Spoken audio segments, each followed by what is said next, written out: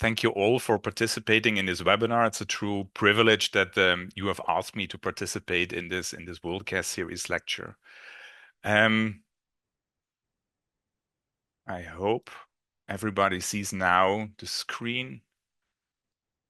And as you can already see at the title, I will probably not be able to truly respond what intensity means in the context of neurorehabilitation. But I would like in this presentation to show you a little bit how we came to this topic and why do we want to raise the awareness of such a word that we really use even clinically in everyday practice. So we are here. You see this red dot on the right. We're somewhere in Switzerland. Switzerland is already so small that they didn't even place the name on it. On the left, you see the Holland Bruegel kids, and it is amazing nowadays that just after work that we can cover this distance of about 4,000 miles or 6,500 kilometers and interact with each other on topics. I think that is a great possibility that you have created there at the Holland Bloorview Kids Rehabilitation Hospital. Where are we here? We are, as you already mentioned, our rehab clinic is part of the University Children's Hospital in Zurich. That's actually the largest pediatric clinic in Switzerland. It has about 2,700 employees. And because it's a university hospital, it has like three main tasks to do. There's, of course, on the first place, the treatment of our young patients. But of course, we are also involved in education and research.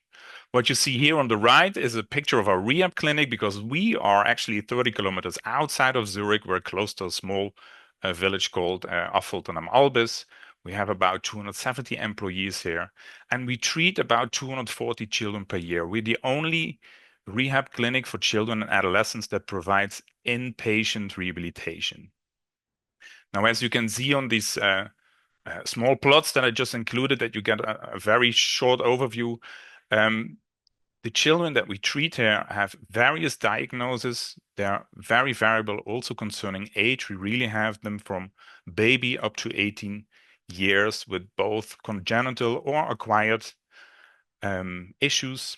And currently our average length of stay is about 44 days, but it can really be the case that if a child comes in here with a severe traumatic brain injury, that it can be stay here to up over a year, as long as we can show that the child improves. What do we provide? We have, of course, 24 hours a day, 7 days a week. We have our medical physicians and we have rehabilitation nurses, and we provide here an intensive package of therapies, including the physiotherapy, occupational therapy, speech and language therapy, neuropsychology, sports therapy. Some of these therapies are being augmented by the animal, which is really great for our children. And we have also integrated here a complete school. So really for children before the age of actually going to school up to the gymnasium. And particularly for those children with the acquired lesions, this is also a really important part of their rehabilitation program.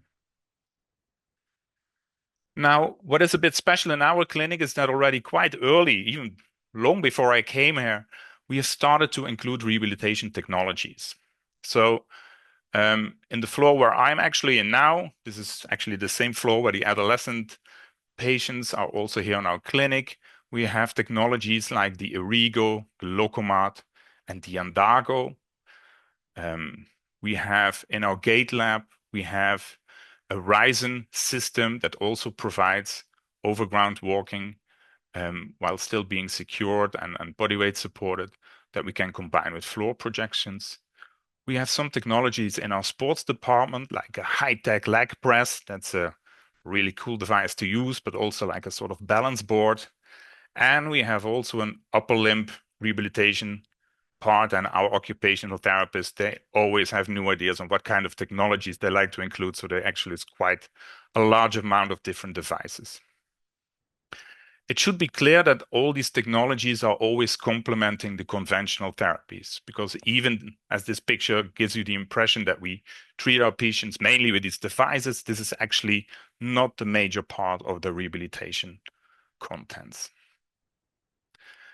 Now, why did we start introducing such technologies?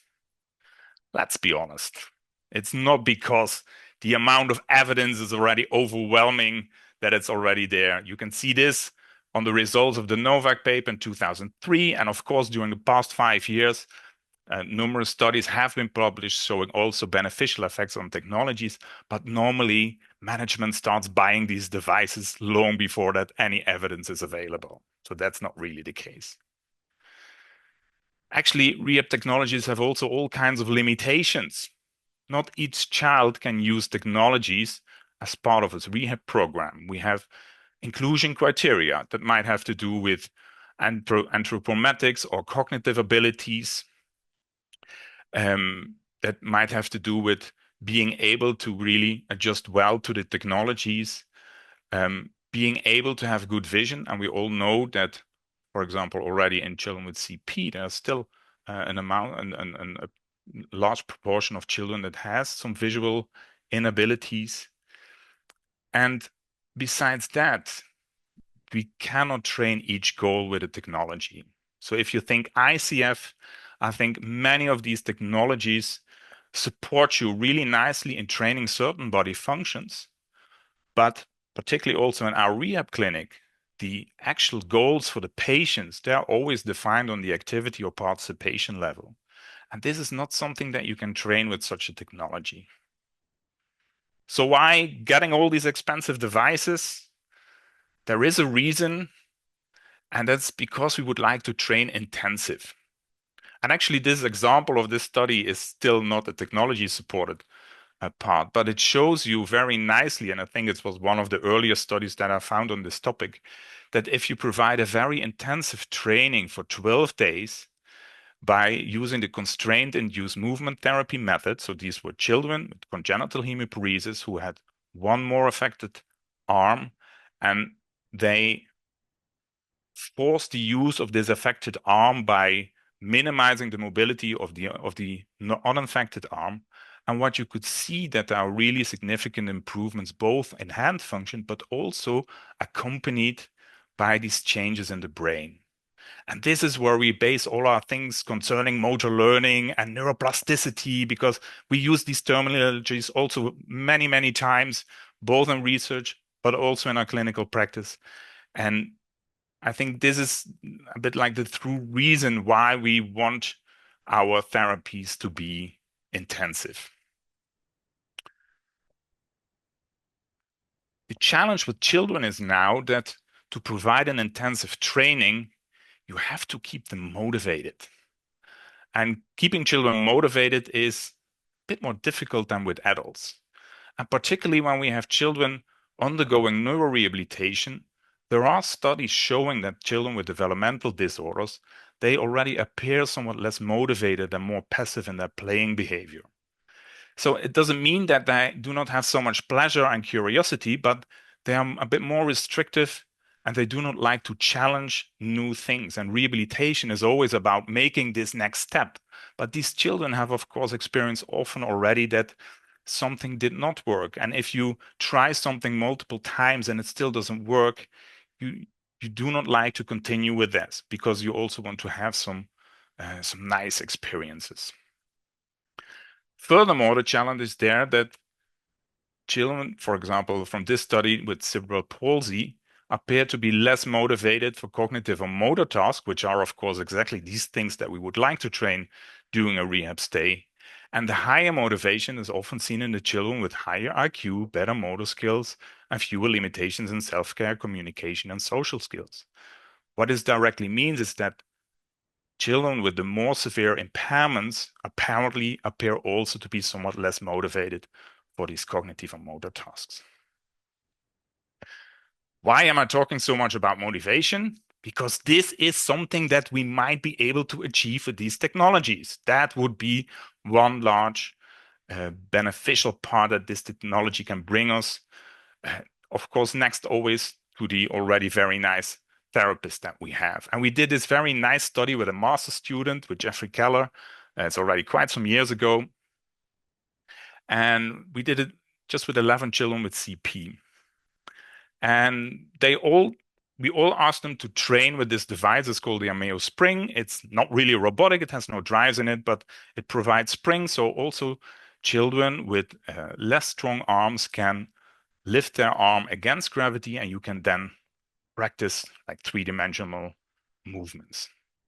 Now, at the time that when we got this device, the games were actually very boring because normally these technologies are being developed for adult patients, often after stroke. We're already a bit thinking about more like the geriatric ones, and cool games for children were not there. But this device had one cool game. It's called Crazy Chicken, I think you call it in English. We call it Moorhuhnschießen.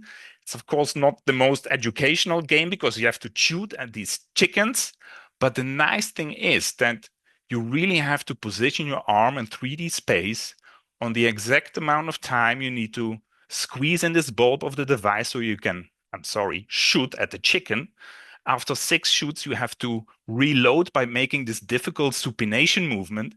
And when we started looking, we invited these children to participate in this game for like 3 days, about 20, 25 minutes a day. And what you see is that you get a really nice learning curve. Now, there was a learning curve on the game scores, and everybody will say, okay, so what about game scores? But at the same time, of course, we also did some clinical tests. And what we see here is that they really improved significantly more in like clinical tests like box and block test and Melbourne 2 test from pre to post compared to a week before, because we have always a bit these difficulties that our children already have their regular therapy program in the back of the head. Now, what was interesting when we started to look more at the data, that within these 70 minutes of gaming, these children actually closed and opened the hand about 3,000 times. And this is something what we would call, that would be a highly intensive amount of hand opening and closing. So what we have started is actually that we have therapy programs where we combine conventional and technological interventions, a bit out of the 2 reasons mentioned before. We would like to take advantage of the possibilities with the technology, but we also know that to achieve most of the goals, we also need to include the conventional therapy. We have such programs for locomotion, but also for the upper extremity. And what we also provide is in a day, about 4 hours a day, not completely, we make like a sort of a special week for children with a severe hemiparesis. And that these programs work, we evaluated a couple of years ago, but by retrospectively analyzing all the data that we had collected, these children receive about 30 hours of technology-assisted training, bilateral intensive training, and a modified constraint-induced movement therapy. And what we see from pre to post is that these children become functionally better. So as shown here in the box and block test, both for the more affected but also the dominant side. And if we look at what kind of goals they define, and we use here the goal attainment scaling. The goal attainment scaling, you formulate goals that are relevant for the child, and you evaluate at the end whether you actually achieve that goal or whether it might become even a bit better, much better, perhaps also whether it remained equal or became worse. And what we see is that with this program, 86% of the goals that have been defined are actually achieved. Another important outcome showing that these improvements are actually relevant is shown below. That is data from the Canadian Occupational Performance Measure. That's a measure where you have both a child and parent rated performance and satisfaction, and improvements above 2, and it's marked with this blue line, indicate that it's really a meaningful improvement. And when we look a little bit at the effects, we have the impression that it's really quite effective. And I think compared to some of the older sim studies where they have sometimes even 3 times more the amount of therapy included, that the effects are more or less the same. So I then got this great PhD student. That's even a more difficult name than my name, Virginia. Gaizka Goicoechea Sotelo. He's from Spain, from Baskenland. And we were thinking about a cool topic for his PhD. And we were thinking about, well, they're always saying that this intensity is so much higher in these technology-assisted therapies. And Gaizka actually also worked for a couple of years, like 20% with our OTs in the robotic upper limb department. And he said, let's investigate that. We want to see whether indeed this intensity is higher than in the conventional therapies. And we started to think, and we thought in the beginning on, game design and interesting things, how we could all look at to this topic. But we noticed then over and over and over again that during our discussions that it was actually not so clear what intensity meant.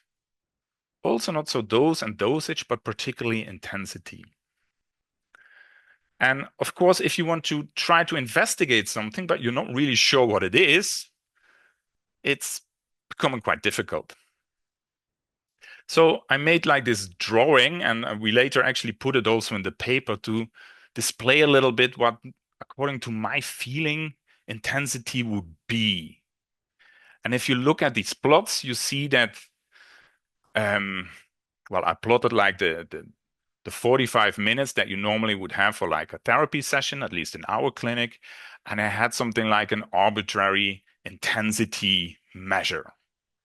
And if I started thinking about intensity, then, well, for sure, it would then not just be like just the time being in the session. Because you see already when I compare A to B, that, well, the child in A is probably doing much more than in B, despite that they both have a 45-minute therapy session. So it has to do something with the time that you're also probably being active, doing things, working on your goals. With C and D, you see actually that the amount of time that they are active, it's the same. But you see also that while the one child is always working close to maximum intensity, in D, this is not the case. And I think this is something that that already becomes much more difficult to assess. But of course, when you work closer towards your maximal capacity, your intensity is higher. And the child on the right side is clearly not going so far in his therapy as the child in C. And in E and F, I made a little change on the y-axis, and I talk now about a sort of an absolute unit, because a lot of our intensity measures, or what we refer to always as intensity, like the number of repetitions per session or number of steps being made, that is like an absolute unit.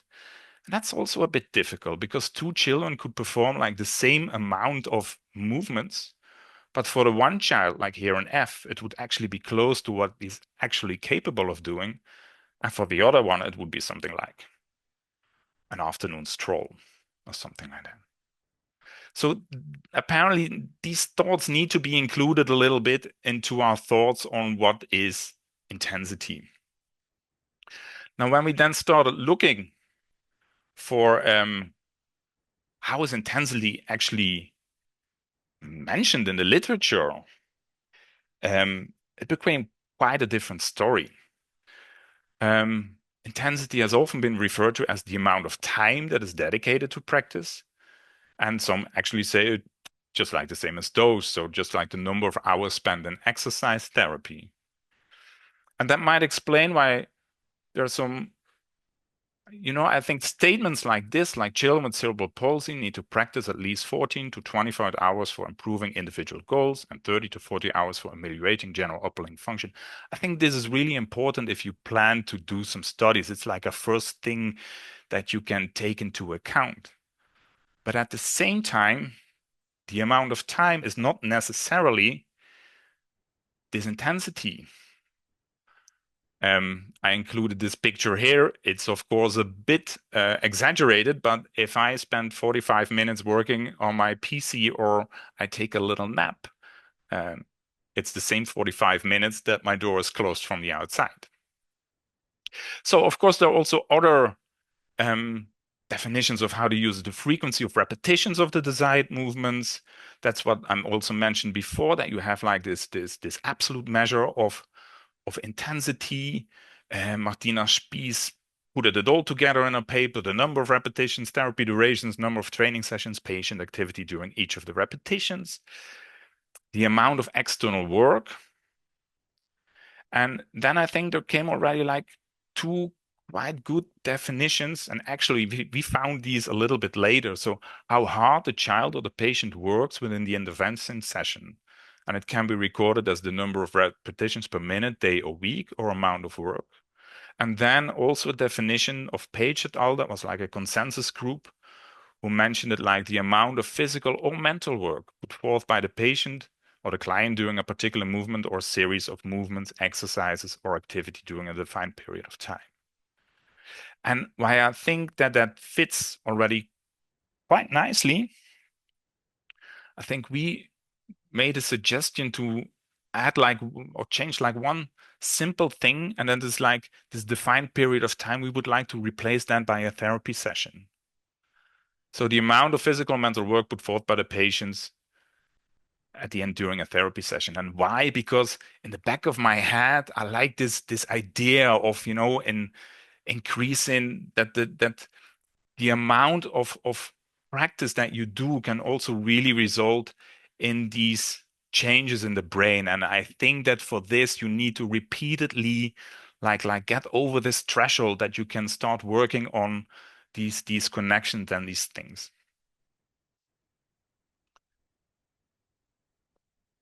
Now, I cannot really say that that already solved all our problems, but as a next step, what we did, we actually made like a systematic review and tried to see so how well is intensity then actually mentioned in all of our interventional studies.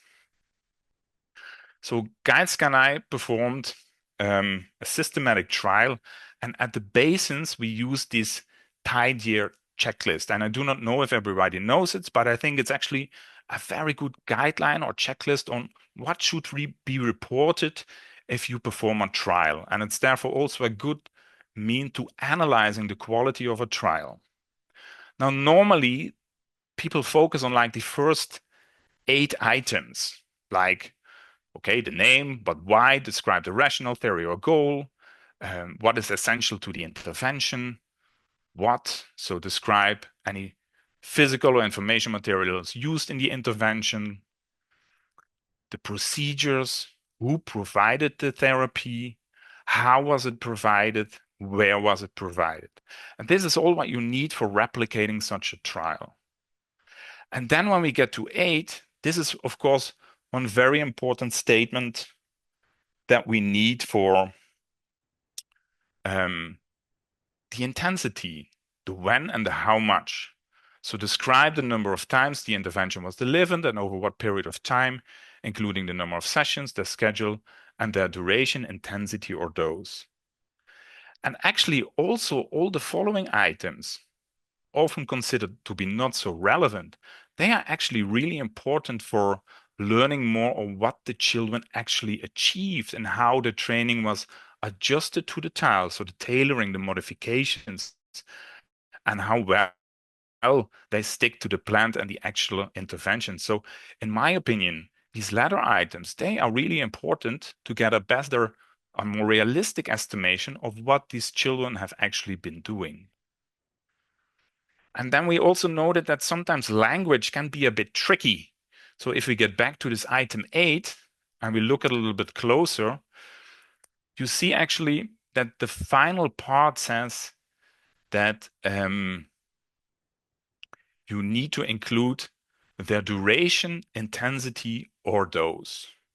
So TiGER is already satisfied if you would just mention one of these and you can tick it off and you have a great trial. And of course, this is then probably also where some things that are a bit more difficult to assess might actually get lost. And this is what we showed in this trial. So we searched systematically for active upper limb neurorehabilitation trials in children and adolescents. We had actually some clear in an exclusion criteria. It should also be have at least like one intervention and a control group. And you see here, I think it were like 52 studies that we found in total. And if you look, I do not know, do you see my mouse? Over here, you see that you have these numbers 1 to 12. So number 1 is just like intervention, 1 or control group. And then we looked for separate items that are intensity or intensity related, like the intensity, the length of the session. That was 3, the frequency 4, 5 was length of intervention, 6 the total amount of time. And then we included also these Tiger items. And I'm gonna say we do not go into detail in each of these studies, but what was really remarkable at the end, and perhaps somebody has visually found it already, is that we actually only found like one study where we really had a good indicator of the intensity. There were a couple of studies, you see them in orange, where some of the information was available, but most studies did not provide any information on the intensity. On dose, on length of session, frequency, things like this, but not on intensity. And this shows how probably difficult, challenging it is to assess intensity in such trials.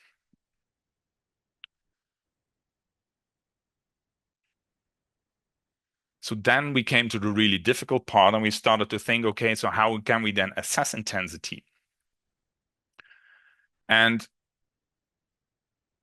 there are some areas in the field of neurorehabilitation where intensity is actually very well accessible. If I think of cardiorespiratory endurance training or strength training, they provide really nice indicators how should be trained, and these are really intensity measured. And I can really recommend this. It's already also a bit older paper of Olaf Verschuren, who provided very nice indications on how such training should take place also in groups of people with disability. I think also for like walking, it might actually be possible to get a sort of a good intensity measure. You can think of treadmill speed, walking velocity, number of steps per session. Perhaps you need to refer it a little bit to what is actually possible. So you have to do some testing probably in advance so that you can also relate it a bit to the capacity of the person. But I think normally this is also that can be done quite nicely. I think, however, also that it's actually getting a bit more difficult in some of these technologies like a Lokomat, where you do not really know how much support is actually being provided by the device and used by the patient for walking. So this makes it actually, can make it a bit more challenging. But it's really difficult, and this is where I have to blame Geitska a bit because he wanted to look particularly in the upper limb.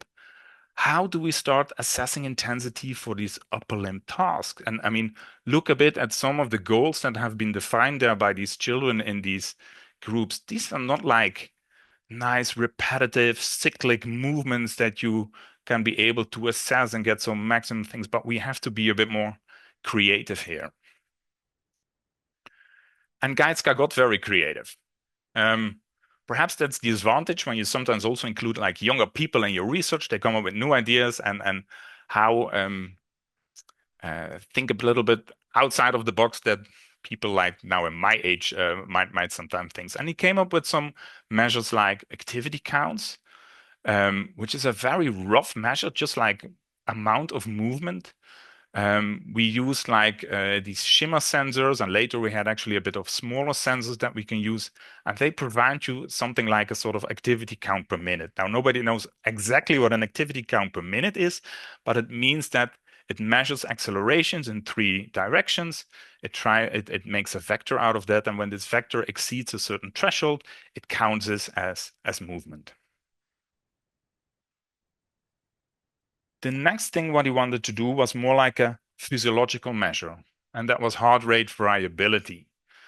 Heart rate variability is already also not a measure that I'm really used to in daily life clinic. It provides a bit of information on the flexibility of the autonomic nervous system. It reflects the heart-brain interaction and modulation of the central nervous system. And it responds to like tasks that might be a bit more complex or a bit more stressful. And you can see it also later in the data. The more stressful things become, the lower these values turn out to. And actually, it can be measured relatively easy because you can just wear something like a heart rate sensor. Another measure that he introduced was the skin conductance. And perhaps we all know that if we are a bit under stress, you start sweating a little bit, and this sweating is also a reflection of what your autonomic nervous system does. There's a bit of an arousal, and by sweating, the skin conductance changes, and this is what you can try to measure with some very simple electrodes, for example, attached to the hand or in the neck. We tried it both. I will show you some results for the hand then later. And finally, I think also very importantly, the impression of the patient, of the child that participates in the training. How intense was this training for the child? And we used in the first trials like the Borg scale, and later we changed a bit to the NASA task load index, with as like a couple of sub questions that also asked separately for mental or like motor load. Now, in this very first, very simple trial, it was really like a pilot study. What we did was they had several children undergoing robotics, and they looked at what kind of therapy they were just going into. They defined the challenging level as what the patient had actually been doing in the therapy. And then we defined an easy and a bit difficult level. And we had the children like train with a regular technology, with a regular games in 3 of these conditions. So the very easy, the challenging, and the very difficult in a randomized order. And we looked what happened with these measures. And we saw here, for example, that for the activity counts, we saw indeed an increase from very easy to challenging, but we did not really saw an additional increase to the very difficult condition. And we noticed later that was probably because the children started to move so quickly that they also reduced the amplitude a lot. What was quite nice to see was that this heart rate variability indeed responded the way that we would have anticipated. So it has relatively higher values in the very easy. It became lower during the challenging and really turned lower in the very difficult part. And these were all significant. Our skin conductance, how shall I say it? It was very reliable. It did not really respond to any of these changes in intensity, both at the hand but also in the neck. And what was very good again was the subjective score of our participants. And in this pilot study, we're just like 12 children, on average 12 years old, with different kind of diagnoses. We repeated this protocol a couple of days later, and we found actually quite some good reliability for the activity counts and the perceived exertion. And heart rate variability was generally also good. There was like one condition where it was a bit less, and it was actually quite poor for the skin conductance. But when we started looking more into these data, we also noted that sometimes it did not really respond to what we have been thinking of. And what we found out is that not all the therapies change in their complexity or in their intensity by performing more or quicker movements, but that they also selected things that made it more difficult. And to be very honest, this was actually where we got back to our definitions and actually found that this mental work, we need to also ensure that we capture this mental part in this intensity measure. So what we then did, we have a game designer here, and he designed 2 games. They all played them on this Miro device that you see here on top. They had like a mental game, and the mental game was a visual search task. So you always had to search for this little owl here. And you see in the very easy condition, it's already quite tricky to find it. But in the challenging and the very difficult condition, it's really getting a very stressful job without too much movement. So the children still had to point at it with their hand, but the amount of movement we tried on purpose to reduce to the max so we could focus on this mental part. And for the motor game, we had a sort of a reaction time test. You see this little needle here, and you see the balloon, and you have to, how do you say it, to plop the balloon, and then it pops up on another location. And it was always between 60 to 80% of the patient's range of motion. And also here, we had a bit of trial error and defined these very easy, challenging, and very difficult levels. Now, we had actually a bit more or less like a similar protocol. We had the 3 conditions that we randomized, but now we also had a randomization of, say, like starting with the mental condition or starting with the motor condition, then it would be switched to the other side. The results here show, and now it's a bit like divided for like mental exergames. We first did these studies in typically developing children, so children without disabilities, because we were also not really sure how these physiological measures might react if children have like a central nervous system lesion. And what we found here is that indeed we could reduce the amount of movement considerably in the mental game, but not completely compared to the motor game. In the motor game, you see very nicely that with the 3 levels, you see again that these activity counts increase. We did not find so many changes in the heart rate variability. For the mental part, there were no significant differences. For the motor part, there was like a significant change from the very easy to the challenging condition. We actually found, again, no change in skin conductance, but perceived exertion. So again, these subjective scales, the children responded really well to these different levels of intensity. We then repeated this study, but now with patients. We made one minor change here that the children now did not need to point at it with their hand, but they could use a mouse, so we could even more reduce the motor part. You still see the increase in the motor exergame compared to these different intensity levels. We still saw no change in heart rate variability for the mental exergame, but now, and this was also a much larger group with 30 children, we saw indeed significant differences between the 3 intensity levels for the patients. We saw again no response of skin conductance, and again the significant changes of the exertion. The reliability was for the mental part actually quite good, but again there was like no change for the heart rate variability. For the other measures it was not so excellent, and it was like moderate to good for the motor parts. And again, we checked this by performing these experiments a couple of minutes, 2 to 3 days later.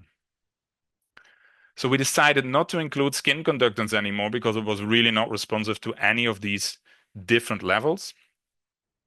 And now we thought we will try to see whether we can quantify this intensity in technology assisted and conventional therapies, and whether we could really confirm that this was higher in the technology-assisted therapies.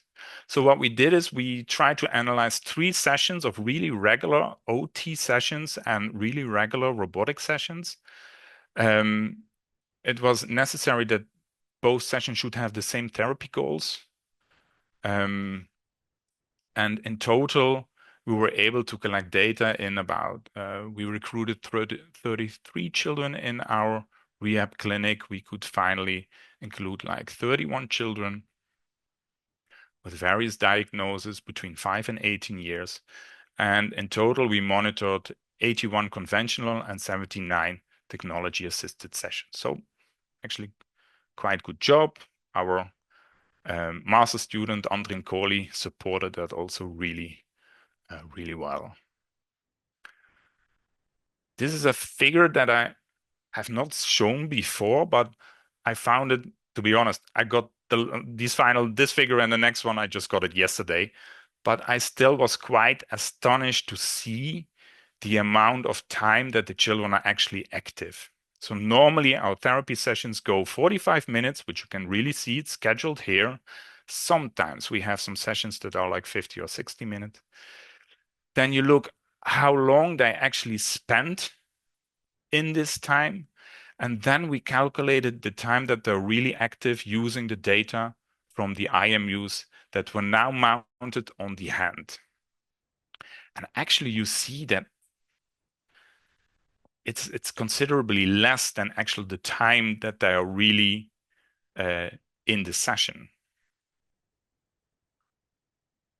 And if we started to look a bit more closer, particularly to those data points that were really, really low, it was actually interesting, and at the same time it made it all a bit more complex, but it was also very logical that we saw it. So children that were training in like this device, that's called the Amadeo, that's really just for like very fine finger movements. And if you have your sensor on the back of your hand, you will not get any movements detection so far. And we also know that from, for example, for the conventional therapies, some children were being trained to use their more affected hand more like an assisting hand, meaning they had to stabilize the piece of paper or stabilize the bottle while the other one unscrewed the thing. And of course, these are then activities where you do not have a lot of movement. They're still very much related to the goal that you would like to do. And so they're relevant, but these are these first things that you see that make it again a bit more difficult. Now, the really surprising part comes when we look now at these final slides where you see the activity counts. We could not detect any differences in these activity counts for the more affected hand between the conventional and the technology-assisted therapy. We could actually detect a difference that conventional therapy was actually resulting in a higher number of activity counts for the less affected arm. And we can probably explain this because most of the technologies that we apply, of course, always make to train a more affected hand. So it's much less of bimanual hand use that is probably being used in the conventional therapy. Interestingly, we also did not find any differences in this heart rate variability and also not in the perceived exertion. So apparently, our therapist already can do a very good job even without technology. So that's also actually a bit of a positive message.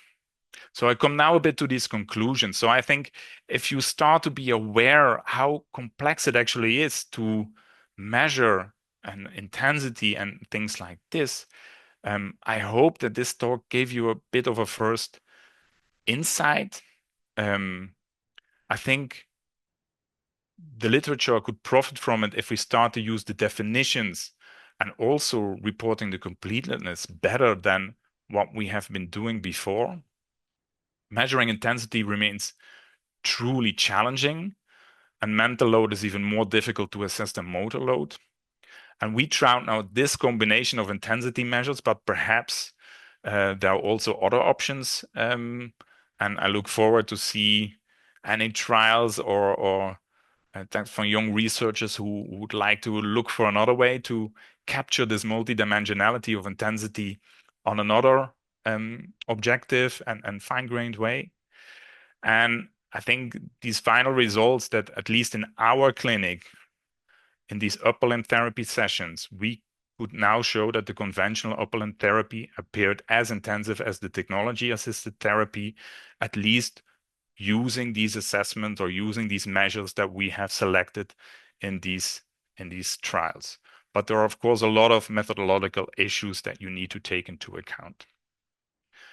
And of course, what I hope and my vision in the near future is that by improving the assessment of intensity might become much better in estimating dose response relationships, determining thresholds that are needed to achieve effectiveness. And of course, what also would be really nice is that in the near or further future, therapists might have something like an online intensity measure where you can really start adapting, that you can use to adapt the intensity of the therapy online during a training session. And perhaps it will be at a certain time a bit like this, that we can just wear a cap or the the participant, the child wears a cap, and we get direct insight on whether any neuroplasticity is taking place in the brain, because this, of course, would be a really nice direct measure of measuring intensity directly where we hope that the changes would take place. So with this, I come to the end of my talk. I would like to thank, of course, Gaitska, Livia, and Andrin, who worked on all this work. And I, of course, would very much like to thank you all for listening, and would like to give the word back to you, Virginia. Thank you very much.